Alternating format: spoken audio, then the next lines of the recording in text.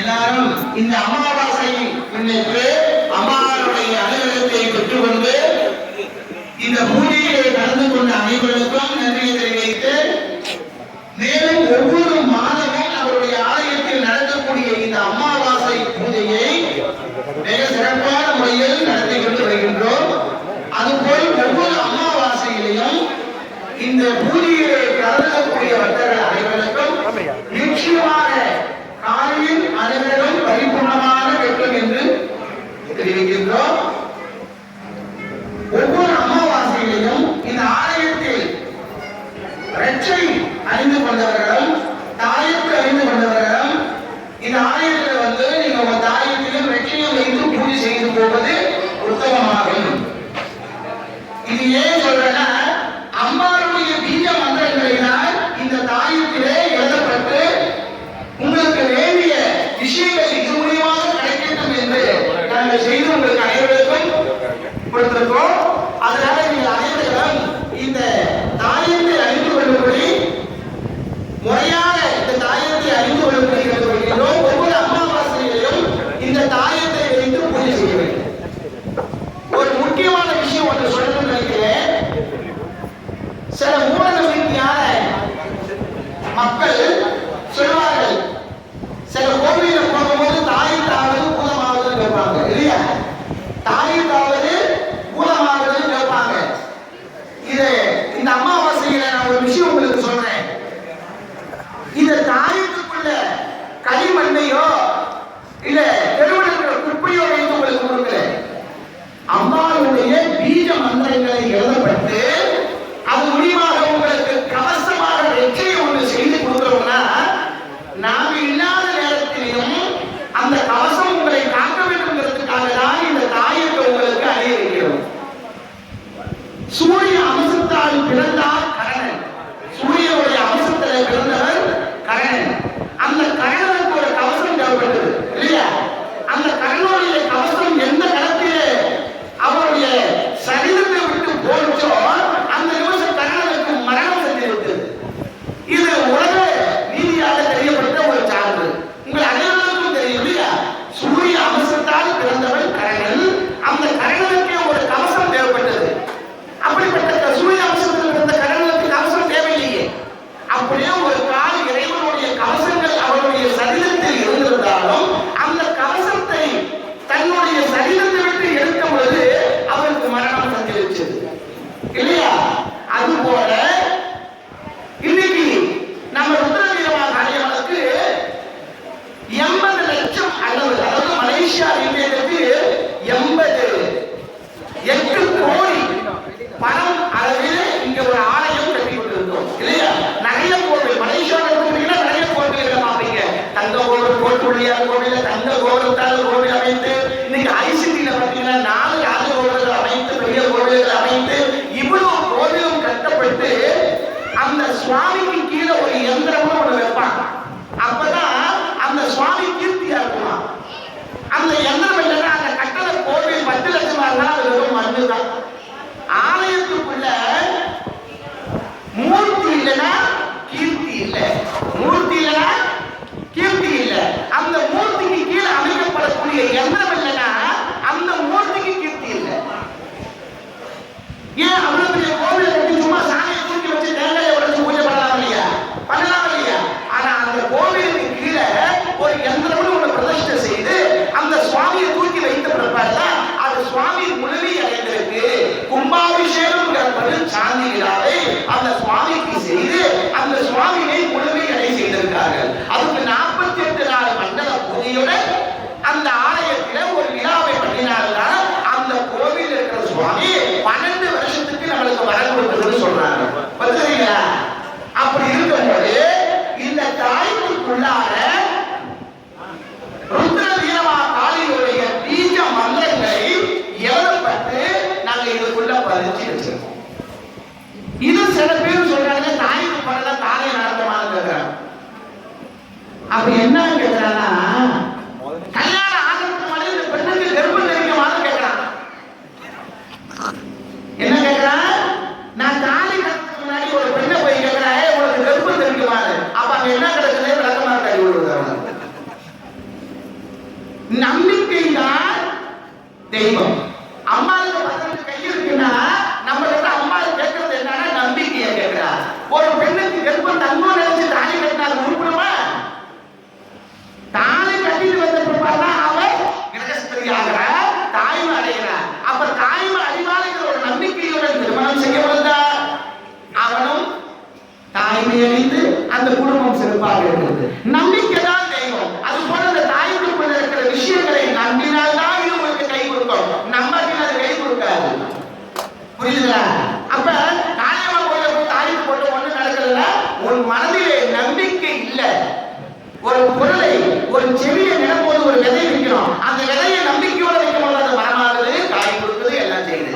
போலதான் இந்த தாயத்தை உங்களிடம் நாங்கள் கொடுக்கும் பொழுது நீங்க கண்ணால பார்த்து வைப்பீங்க.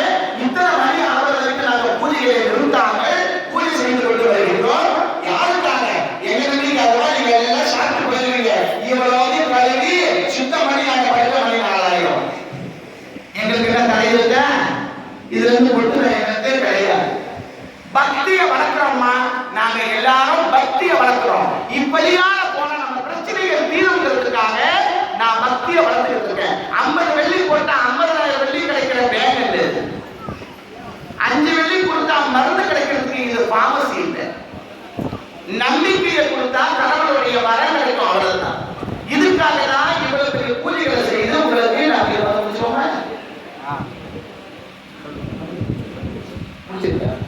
அதனாலதான் உங்கள் அனைவருக்கும் ஒரு விஷயம் சொல்றேன். இவ்வளவு நேரம் காத்திருந்தீங்க. நம்ம ஒவ்வொரு மாசமும் நிறைய விஷயங்கள் பண்றோம். அப்படிப்பட்ட இந்த விஷயங்களுக்கெல்லாம் அம்மாள் அதிபதியாக இருக்கின்றால் அவளை நாடினால் விஷயம் நல்ல காரியம் நடக்குங்கிற நம்பிக்கையோட அம்பால உங்க உள்ளத்தில, அதாவது நல்லா என்ன பாருங்க, அம்பால உங்க உள்ளத்துல ஊர்வலி பண்ணுங்க. இங்க நிறுத்துங்க. அவள் நேரா உங்களுக்கு வேலை செய்வார். அதுதான் தாய் உருளாகி செயலாகி நம்மளுடைய உள்ளத்திலே யந்திரமாகிறார். அந்த யந்திரமாக தான் சக்தி பெறுகின்றது. அந்த சக்திக்குள்ள இருந்து ஜோதி தெரிகின்றது. ஃபியூஸ் இல்லாமல் தெரியாது. இதுக்கு ஒரு வயர் கொடுத்து எங்கேயோ ஒரு இடத்துல ஃபியூஸ் தெரிஞ்சிருக்கான். அந்த கட்ட ஒன்றா இதுக்கு வேலை தெரியுது இல்லையா? அது போல அம்மா தான் நம்மளுக்கு ஃபியூஸ். இதுதான் உங்களுக்கு டியூப். அவன் ஃபியூஸ் ஆகி உங்களுக்கு விளக்க கொடுக்கிறா, ஒளி கொடுக்கிறா. அதை ஒளி பெற்று வாழ்ந்துவாங்க. தயவு செய்து ஒவ்வொரு அமாவாசையும் சாப்பிட்டு ஓட பார்க்காதீங்க. எத்தனை மணியா இருந்தாலும் காத்திருந்து தேவியின் அனுகிரகம் கிடைக்க வேண்டுங்கிற ஒரு நம்பிக்கையுடன் ருத்ரகீரமாகாளி உங்கள் கண் முன்னால் இருக்கிறார் ஜெகஜோதியாக. இங்க என்ன ஒரு விஷயம்னா, நான் ஊருக்கு போயிருந்தேன். 10 நாள் நான் கேரளா, தமிழ்நாடு தேவியின் கஷேத்திரங்களும் எந்திரங்கள் விஷயமாக எல்லாம் நான் சென்றிருந்தேன். இந்த கோவிலையும் ஓட்டி கொடுக்குறாங்க. எல்லாம் யாராவது வந்தாங்களான்னு கேட்டு யாரும் வரலாமா? இதெல்லாம் அநியாயமா இல்லையா? நான் கேட்கிறேன், நான் இருந்தாலும் உங்களுக்கு சாமியை பார்க்கணும்னு தோணுமா? அங்க இருந்து காலையில வராதுலாம். அம்மா இருக்காங்க, அம்மா எங்க அப்படியே போயிருக்காங்க. அப்ப இது யாரு? தயவு செய்து அந்த சிந்தனையை மாற்றுங்க. நான் சாதாரண நாள் எனக்குள்ள இருந்து பேசுற தேவி. அவதான் மலரும் புஷ்பமும் வாசமும். அவ மலர்னா நான் மலர்னா அவ வாசம், நான் பாழ்னா அவ ருசி. இவனும் அவதான். நான் ஒரு நாளைக்கு போயிடுவேன் கொட்டி கட்டிட்டு சிவனேன்னு சொல்றாரு. ஆனா இவன் நிரந்தரமா நிற்கக்கூடியவ. இவன் திருவடியை பணியிடங்களுக்கு உங்களுக்கு பஞ்சம் இல்லை, அபாயம் இல்லை.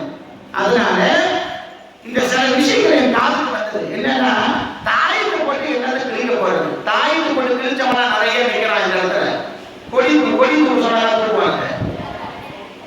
சில ஜென்மங்கள் மூட நம்பிக்கை.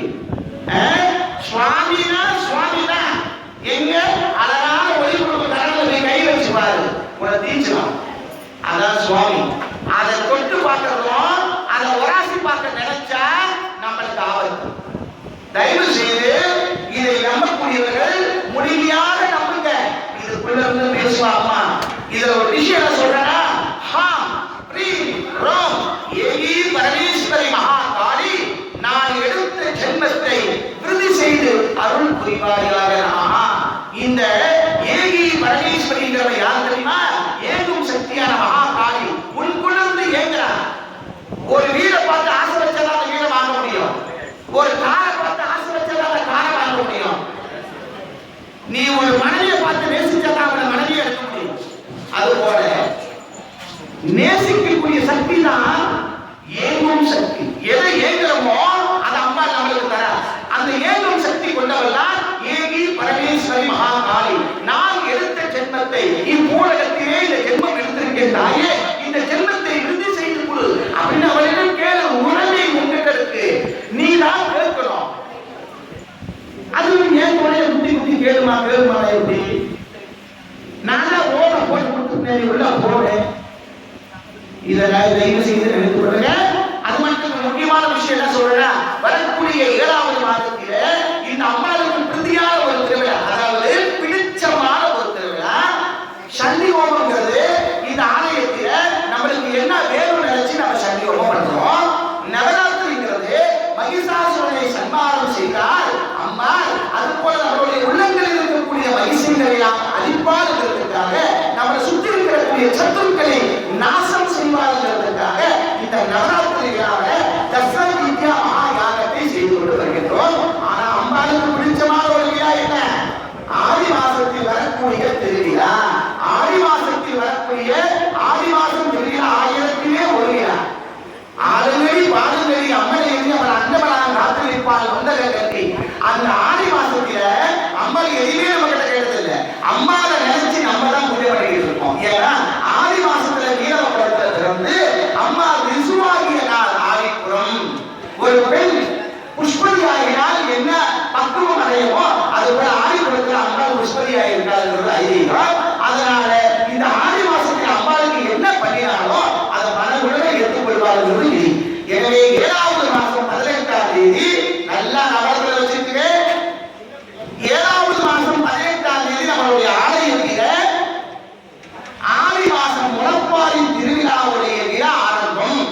அந்த ஒளியேற்றம் என்று சொல்லக்கூடிய விழா அன்றுதான் முளப்பாரி விடக்கூடிய நாள், அதாவது முளைதானம் விடக்கூடிய நாள். அந்த 7வது மாசம் 18ஆம் தேதி தொடங்கி 8வது மாசம் 31, 7வது மாசம் 31, 8வது மாசம் 1, 2 இந்த 3 நாள் ஆலயத்தில பிரம்ம உற்சவம் என்னக்கூடிய பெரிய திருவிழா நடைபெறுகின்றன.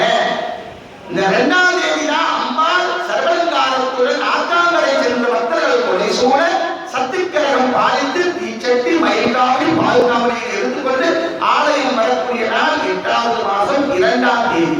எனவே இந்த முளப்பாரியை ஏற்கக்கூடிய பெண்கள், முளை தானத்தை ஏற்கக்கூடிய பெண்கள் முளையை இட்டால் தன் மனதில் இருக்கிற குறையெல்லாம் நீங்கும், தன்னுடைய கணவனுடைய ஆயுள் நீடிக்கும், தன் பிள்ளைகளுடைய ஆயுள் நீடிக்கும், தன் குடும்பத்தின் மகிழ்ச்சி பெருகி கொண்டிருக்கும், சகல செல்வங்களையும் தருவார், எல்லா உள்ள கஷ்டங்களையும் நீக்குவார் என்ற நம்பிக்கையுடன் இந்த முளையை இட்டால் அந்த முளை எப்படி வளர்ந்து வருகின்றதோ அது போல எல்லா உள்ள இன்பங்களும் அவர்களை சேர்ந்து நன்மை அடைவார்கள்ங்கிறதுக்காகவே இந்த ஆடி மாதத்திலே முளைதானம் விட்டு 8வது மாதம் 2ஆம் தேதி காலையிலே மஞ்சள் புடவை அணிந்து அல்லது சிகப்பு புடவை அணிந்து முளப்பாறையை தலையில் ஏந்தி ஆத்தாங்கரை சென்று இந்த முளைதானத்தை ஆற்றில் விடும்போது தன்னை பிடித்த துன்பங்களெல்லாம் ஆத்தோடு இன்பத்தை சேர்ப்பாடுகிற நம்பிக்கையுடன் அந்த முளையிட்ட பானையிலே தீச்சட்டி ஏந்தி அம்மாவை தூக்கிட்டு வந்ததாக நினைச்சு அந்த நெருப்பு சக்தியை தூக்கி கொண்டு வந்து தன் காலியிடம் வரம் கேட்டார், நிச்சயம் வரம் கொடுப்பார். திருமஞ்சன அபிஷேகம் கொண்டார். அந்த நாள் சுமங்கலி பெண்கள்லாம், இந்த முளைப்பாரி தூக்கக்கூடிய பெண்கள்லாம் கஸ்தூரி மஞ்சாவை 1 கிலோ வாங்கி அதை ஊற வைத்து அம்மியால் அரைத்து சாந்து, அதாவது கட்டி போல் சாந்தாக்கி அதை ஆலயத்தில் கொண்டு வந்தாங்கன்னா திருமஞ்சன அபிஷேகங்கள் இந்த அம்பாளுடைய சாத்திரப்படும். அப்படி உங்களுக்கு அரைக்க நேரம் இல்லை, நாங்கள் அங்கங்க போய்விட்டு இருக்கிறோம், எங்களுக்கு அரைக்க நேரம் இல்லைன்னா ஆலயத்திலே இங்க அரைத்து தயார் செய்து வைத்திருப்பார்கள். இங்கே நீங்க வந்து பெற்றுக் கொள்ளலாம். முளைப்பாரி தூக்கக்கூடிய பெண்களும் ஆண்கள், ஆலயத்தில் பால் குடம் எடுக்கக்கூடிய ஆண்களும் ஆலயத்திலே பதிவு செய்யும்படி கேட்டுக்கொள்கின்றோம். மயில் காவடி இருக்கக்கூடியவர்களும் ஆலயத்தில் பதிவு செய்யப்படுகின்றோம். எந்த ஒரு நேற்றுக்கடன் செலுத்தக்கூடிய பக்தர்கள் அம்பாள் வந்து கேட்க கிடையாது, நேற்றுக்கடன் எழுது இந்த பூமியிலே பிறவி எடுத்த எனக்கு இந்த 1000 கொடுத்த தாயே, உன் குழலை எப்படியே நான் சொல்ல முடியும் தாயே, இப்பிறவிலே உன் குழலை நான் சொல்ல வேண்டும், இப்பிறவிலே உன் குழலை உனக்கு செய்யக்கூடிய கடமைகளை நான் செய்ய வேண்டும் என்று நினைத்தால் பால் குடங்கள், மயில் காவடி, புஷ்ப காவடி, தீச்சட்டி இதை ஏற்றி வந்து தாயின் அனுகிரகத்தை பெற்றுக் கொள்ளக்கூடிய என்பதற்கு வருகின்றோம். நன்றி, வணக்கம். இன்றைய நாள் இந்த குழந்தைகள் உதயம் போட்டு அம்பாளுக்கு விசேஷ பூஜைகள் செய்தார்கள். அவர்களுக்கு இப்போது ஆசி பெற்று அவர்களுக்கு நன்மையை செய்யப்படுகின்றன. இந்த முளப்பாரி இருக்கக்கூடிய பெண்களும் பால்குடம் இருக்கக்கூடிய ஆண்களும் ஆலயத்தில் முழு என்ற அன்பா முழு அவர்கள் 2 பேரையும் கலந்து பதிவு செய்து கொள்ளும்படி நீங்கள் கொண்டு கேட்டுக்கொள்கிறோம். நன்றி.